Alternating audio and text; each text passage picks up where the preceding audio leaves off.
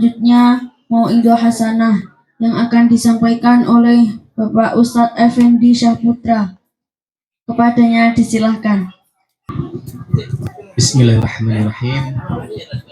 Assalamualaikum warahmatullahi wabarakatuh. Sepertinya kurang semangat. Ngapunten, kalau berdiri atau duduk. Oke, sebelumnya saya ada pantun, yaitu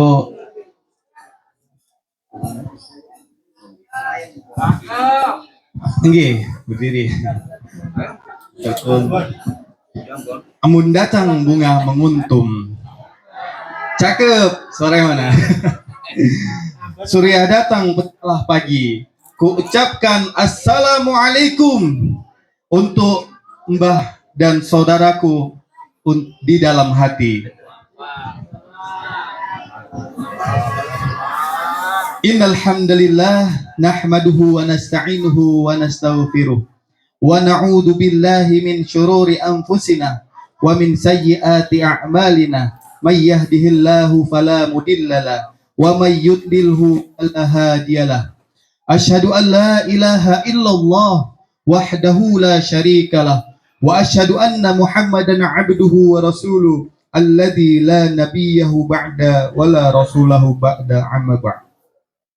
Sebelumnya saya hormatin Mbah Putri atau Mbak Aisyah dan mbah-mbah yang belum saya kenal satu persatu, serta Pak Pu, Bu Pu, Bule, Pale, Mas, Mbak, saudara-saudara, adik-adik sekalian. Sebelumnya saya mohon maaf tidak menggunakan bahasa Jawa. Karena saya berasal dari Medan. Walaupun Medan, tapi sukunya suku Jawa. Kakek, pada zaman Soeharto dulu, kakek dari bapak atau dari mama, itu semuanya beberapa orang Jawa diutus ke Sumatera. Disebut dengan transmigrasi. Jadi saya termasuk disebut Puja Kusuma, putra Jawa kelahiran Sumatera. Jadi walaupun saya berdiri di sini, mungkin orang Sumatera sendiri ya, tapi alhamdulillah dari keluarga saya itu tidak ada yang ke Jawa kecuali saya. Makanya walaupun saya minim bahasa Jawa di sini, tapi sekali kembali ke kampung saya dikira ahli bahasa Jawa. Karena setiap ditanya bahasanya itu udah keren banget. Padahal di sini hanya sedikit. Saudara-saudara yang saya cintai karena Allah Subhanahu wa taala, pasti perjalanan hidup saya itu penuh dengan rasa penasaran. Yang awalnya saya belum pernah ke Jawa, mencoba walaupun tidak ada saudara, tidak ada keluarga di Jawa, tapi memberanikan diri. Alhamdulillah bertemu dengan anaknya Bapak Ahmad dan Allah ridhoi sehingga saya menikah dengan Bapak Ahmad dan saya dijuluki dengan punya Pak Ahmad. Masya Allah. Alhamdulillah. Begitulah saudara-saudara, keluarga-keluarga yang saya cintai karena Allah Subhanahu wa taala. Alhamdulillah, puja beserta puji syukur kehadirat Allah Subhanahu wa taala yang telah memberikan banyak nikmat. Yang mana nikmat ini tidak bisa kita hitung. Ya. Banyak pelajaran-pelajaran yang Allah terapkan di dunia ini agar apa? Agar kita mengetahui seberapa besar nikmat Allah. Contohnya saja rambut. Kita mungkin sekali kalau laki-laki rambutnya udah kelihatan panjang, dicukur lagi, ada yang cukur habis botak, bahkan ada yang gondrong dicukur lagi. Apakah kita berpikir berapa banyak rambut yang tumbuh di kepala kita? Tidak bisa kita hitung. Walaupun sudah dipotong, kita hitung satu persatu, itu tidak bisa kita hitung. Karena Allah menyebutkan di dalam Al-Quran, wa in ta'uddu ni'matallah la tuhsuha. Apabila kalian menghitung atas nikmatku, niscaya kalian tidak akan bisa. Dan kita lihat air lautan yang luas dipandang mata. Apakah kita pernah berpikir bagaimana banyaknya, berapa liter jika air laut tersebut kalkulasi menjadi hitungan, maka tidak akan bisa kita hitung.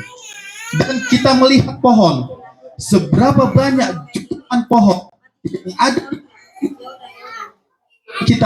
kita hitung daunnya satu persatu, pasti kita tidak akan bisa. Begitulah, makanya Allah berfirman di dalam surah Ar-Rahman, supaya manusia semakin berpikir, tidak mendustakan atas nikmat Allah. Bagaimana bunyinya? Fabi'ayyi ala'i rabbikuma tukadziban. Nikmat Tuhan mana yang kamu dustakan? Allah berulang-ulang kali mengulang ayat ini sampai 31 kali. Banyak sekali. Apakah kita sempat berpikir seberapa besar nikmat yang Allah berikan? Maka dari itu, banyak kita bersyukur atas nikmat Allah. Niscaya Allah akan tambah. Saudara-saudara, keluarga-keluargaku yang saya cintai karena Allah Subhanahu wa taala. Hormat dan salam kita haturkan, salawat kepada Nabi besar Muhammad SAW. Para perjuangan beliau, kita bisa merasakan betapa indahnya Islam ini. Saudara-saudara, keluarga, ada sebuah cerita. Saat itu Rasulullah sedang bermajelis dengan para sahabat. Lantas dengan mendadak Rasulullah bertanya kepada para sahabat, "Wahai sahabatku, siapakah yang paling mulia di sisi Allah?" Para sahabat terdiam. Ada yang menjawab, "Tentu engkau ya Rasulullah. Engkau adalah utusanku, utusan Allah. Engkau adalah Rasul Allah." Maka Rasulullah menjawab, "Ya benar, tapi bukan itu yang aku maksud." Ada sahabat lagi menjawab, "Tentu kami ya Rasulullah. Kami adalah sahabat engkau. Kami mengikuti perjuangan engkau. Kami utarakan, kami serahkan harta, nyawa demi engkau ya Rasulullah." Rasulullah tersenyum. "Benar, bukan itu yang aku maksud." Lalu sahabat terdiam. Terdiam sejenak. Lalu Rasulullah menyambung, "Orang yang paling mulia di sisi Allah adalah orang yang tidak pernah melihatku, orang yang tidak pernah mendengarkan suaraku, tapi mereka cinta denganku, tapi mereka rindu denganku." Sahabat menangis. Rasulullah menangis. Siapakah yang dimaksud Rasulullah? Siapa? Kalau bukan kita. Apakah kita pernah melihat Rasulullah? Apakah kita pernah mendengarkan suara Rasulullah? Bahkan yang saat ini masih usia 100 tahun pun tidak pernah mendengarkan Rasulullah, tidak mendengarkan suara Rasulullah, apalagi melihatnya. Bagaimana dengan kita? Begitu cintanya Rasulullah kepada kita. Rasulullah rindu sampai di akhir hayatnya beliau mengucap mengatakan ummati, ummati, ummati. Lantas, apakah kita merindukan Rasulullah ketika sholawat yang terdengar dari lisan kita, kita enggan mendengarkan, bahkan enggan menjawabnya?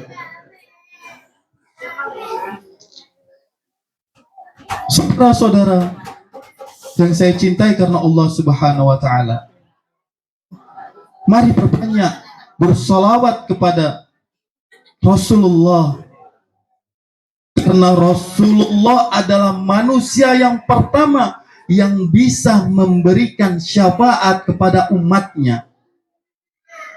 Kalau kita lihat perjuangan Rasulullah sangat sedih. Rasulullah selama 23 tahun, 13 tahun di Mekah. Tapi apa yang beliau dapat? Beliau dapat cacian. Sedikit warga Mekah yang beriman, bisa dihitung jari. Tapi Rasulullah tidak pernah berhenti untuk berjuang. Sekarang kita telah lahir dari rahim seorang muslim, dari rahim seorang imam yang taat agama, yang taat perintah Rasulullah.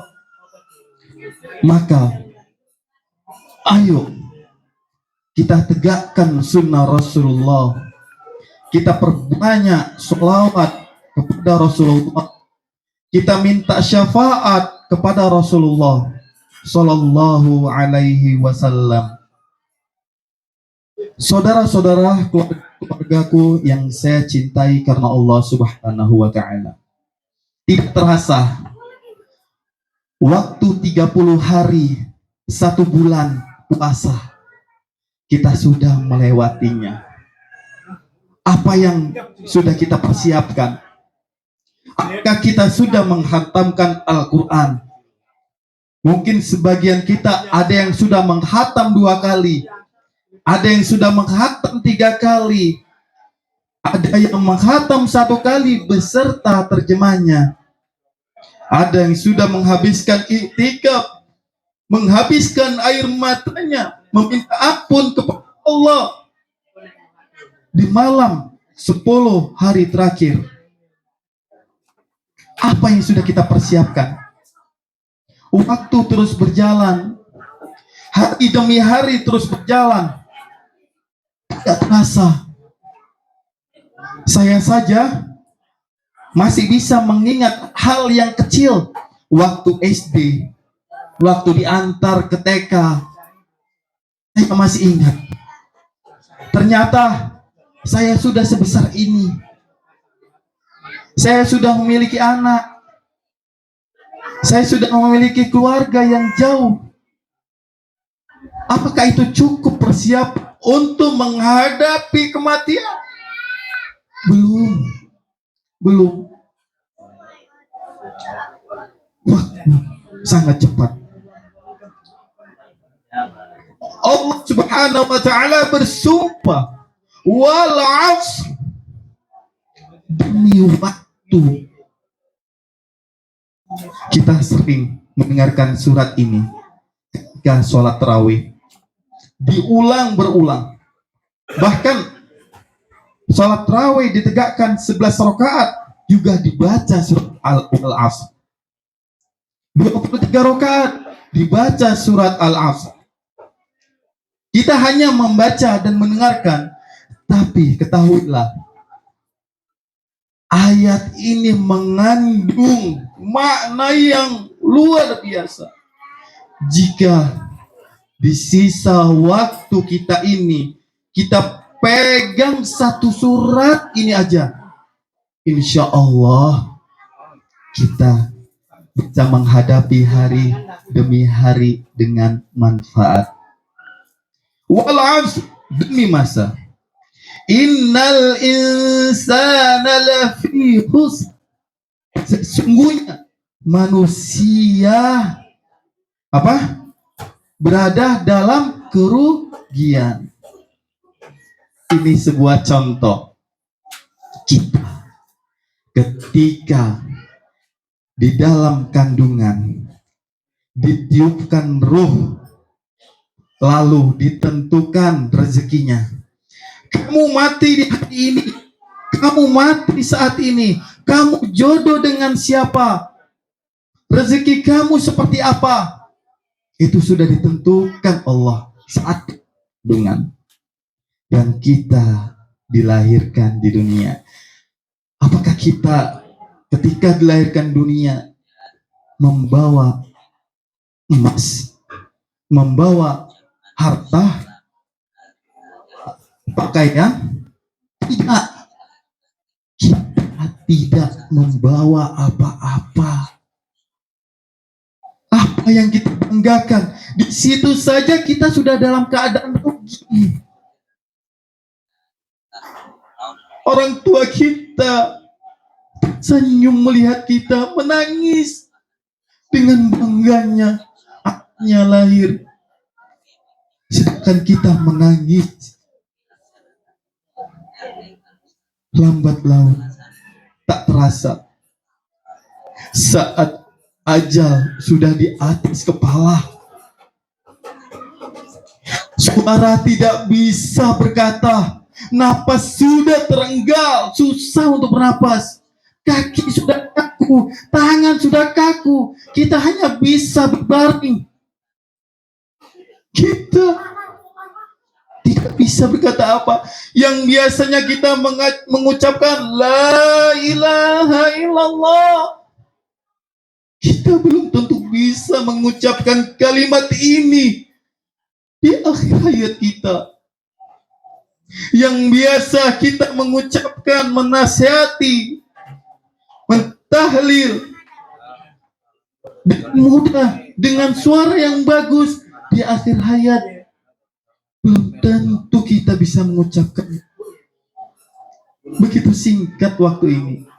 Orang yang tercinta dan tersayang, tahun lalu kita bisa bersaling dengannya, berpelukan dengannya. Apakah kita di tahun ini bisa memeluknya? Tentu. Itulah arti dan tandanya kita adalah merugi. Bagaimana kita bisa mengumpulkan untung pahala, bisnis, rezeki? Illal ladzina amanu wa 'amilus sholihati,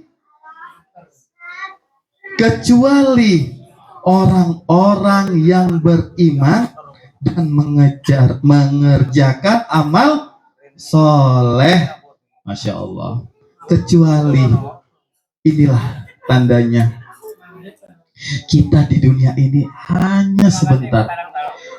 Ibaratkan kita berada di laut, kita ambil airnya menggunakan satu jari, hanya satu tetes yang kita angkat airnya. Sedangkan akhirat lautnya yang luas dan tiada terbatasnya. Begitulah ibaratkan apa yang kita banggakan di dunia ini. Tugas kita hanyalah beribadah dan beribadah kepada Allah. Sudah cukup itu aja. Beribadah dengan ikhlas. Wa ma khalaqtul jinna wal insa illa liya'budun. Tidakkah aku menciptakan manusia dan jin hanya untuk beribadah kepada Allah? Masya Allah. Ketika kita sudah beribadah kepada Allah, yang kita dijuluki seorang muslim, di KTP kita adalah seorang muslim, bukan seorang mukmin. Maka bagaimana kita mendapatkan gelar mukmin ini? Kita jalani perintah Allah Subhanahu wa ta'ala. Ibadah Islam emang penuh dengan fisik ya, mbah-mbah, bubu-bubu, bule-bule, penuh dengan fisik. Salat saja fisik. Kita bisa berdiri dengan tegak dan mampu, itu adalah fisik. Kita sujud, itu fisik. Itu hanya kecil dalam sholat. Bagaimana puasa? Fisik. Kita menahan rasa lapar yang biasanya kita makan enak di siang hari bersama keluarga, sarapan enak, sarapan lontong dan lainnya. Di pagi hari kita diberitakan stop dulu, kata Allah. Jangan makan dulu. Ayolah, beribadah kepadaku. Aku yang langsung menilai. Aku yang langsung memberikan pahala, kata Allah. Ayo perbanyak. Beda halnya pahala sholat, pahala haji, pahala zakat, itu ada takarannya. Seperti sholat. Sholatul jamaah abdolu min sholatil fati bisa wa khamsina darajah. Ada takarannya. Sholat jamaah memiliki 27 derajat. Sedangkan puasa Allah langsung membalasnya. Apakah kita tahu dalam sehari ini sama pahalanya? Sedangkan saya sama Pak Libairi beda. Pak Libairi sehari bisa baca 5, kalau saya belum tentu. Nah, dari situ aja kelihatan beda pahalanya. Pak Libairi sodako, sedangkan saya belum tentu. Begitulah pahalanya. Masya Allah. Jadi yang sudah lalu pahalanya kita perbaiki lagi dengan puasa-puasa sunnah. Karena dengan mengerjakan amal-amal sunnah mensempurnakan amal-amal wajib. Saudara-saudara keluargaku yang saya cintai karena Allah Subhanahu wa taala. Saya tutup udah lama sepertinya. Jadi sebelum saya tutup, saya ada cerita. Ada seorang dosen sedang membuat edukasi kepada muridnya, membawa sebuah akuarium yang besar di depan muridnya. Lalu dosen tersebut memasukkan batu yang ukuran besar ke dalam akuarium tersebut. Dimasukkan sampai penuh. Dosen tersebut bertanya, "Hai muridku, apakah akuarium ini sudah penuh?" Maka dari mereka menjawab, "Sudah ya Pak, sudah Pak dosen, sudah penuh." Dosen menjawab, "Belum, ini belum penuh." Lalu dimasukkan batu yang ukuran kecil ke dalam akuarium yang sama sampai penuh. "Apakah ini sudah penuh?" Dari mahasiswa lain menjawab, "Sudah ya Pak." Beliau menjawab, "Belum." Dimasukkannya lagi pasir sampai penuh, sampai tidak ada tersisa ruang lagi di dalamnya. Dosen bertanya, "Apakah ini sudah penuh?" "Benar Pak, ini sudah penuh." Dosen tersebut bilang, "Belum." "Kok bisa ya? Padahal tidak ada ruang lagi, tapi dosen tersebut bilang belum penuh." Heran mahasiswa tersebut. Lalu dosen membawakan air dan dimasukkan ke dalam akuarium. Lalu dosen bilang, "Ini yang disebut penuh beneran." Dari gambaran ini kita bisa mengambil pelajaran. Akuarium tersebut, wadah tersebut ibaratkan waktu kita satu hari 24 jam. Apakah di antara kita ada yang memiliki waktu 26 jam? Adakah yang memiliki waktu 30 jam? Kalau ada, saya mau daftar. Karena waktu saya sepertinya sedikit banget, 24. Pengen nambah. Ternyata nggak bisa. Nah, wadah tersebut ibaratkan waktu 24 jam dalam sehari.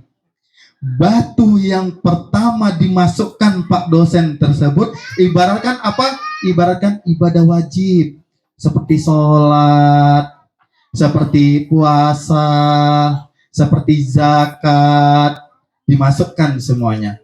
Lalu apa? Ibadah sunnah, dimasukkan lagi sedekah batu-batu yang ukuran lebih kecil, dimasukkan puasa sunnah, dimasukkan sholat sunnah, sedekah. Lalu ada pasir. Seperti apa? Berbuat baik, menolong. Contoh, ada orang tua yang mau nyebrang, kita tolongi. Itu ibadah kecil. Ada duri di jalan ini, kita singkirkan. Itu ibadah kecil yang sedikit orang memperhatikan. Tapi kita lihat banyak di masyarakat membuat polisi tidur tinggi kurang tinggi. Bahkan saya pernah lihat udah polisi tidur di sini, di sini ada lagi. Jaraknya itu semeter. Ini kasihan banget yang orang hamil. Ini istri udah kesakitan. Ayo mas gitu. Ada polisi tidur. Jadi makin sakit. Emang ada dampak positifnya, tapi ada dampak negatifnya juga. Kalau ada orang yang kritis, yang segera bawa ke rumah sakit, dihalangkan dengan polisi tidur yang banyak, itu bisa jadi dosa. Itulah bahayanya. Jadi petinggi-petinggi, Pak RT, Pak Lurah sekalian, Pak Kepala Desa, kalau buat polisi tidur jangan tinggi-tinggi ya, rendah aja. Iya, jadi dosa nanti. Ya, gugur amal solehnya nanti. Sayang. Nah, jadi bagaimana kita bisa mengisi semuanya? Maka dengan hal yang wajib dulu. Kalau kita masukkan pasir dulu nih, bapak-bapak, ibu-ibu, seperti di masjid aja. Nah, kita masukkan di pasir sampai penuh. Apakah batu yang besar tadi bisa masuk? Gak bisa. Apakah batu yang lebih ukuran kecil bisa kita masukkan? Gak bisa. Walaupun dia baik, menolong orang lain, tapi dia meninggalkan sholat, sama saja. Karena apa? Yang pertama ditanya adalah sholat. Masya Allah. Itulah pentingnya sholat, ibadah-ibadah wajib. Kalau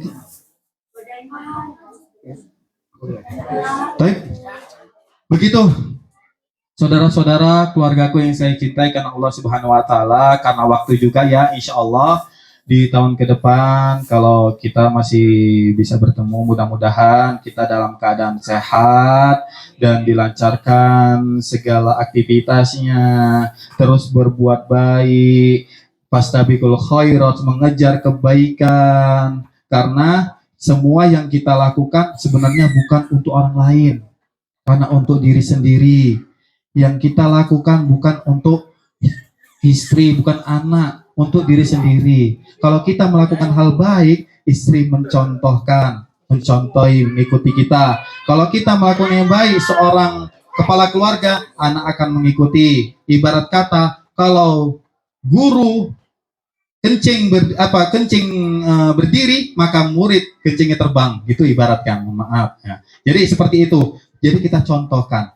Semuanya itu tidak lain dan tidak bukan untuk diri kita sendiri. Jika ada salah kata dan salah ucap dari saya, itu datang dari saya pribadi dan dari godaan setan ya. Yang baik-baik itu dari Allah Subhanahu wa taala.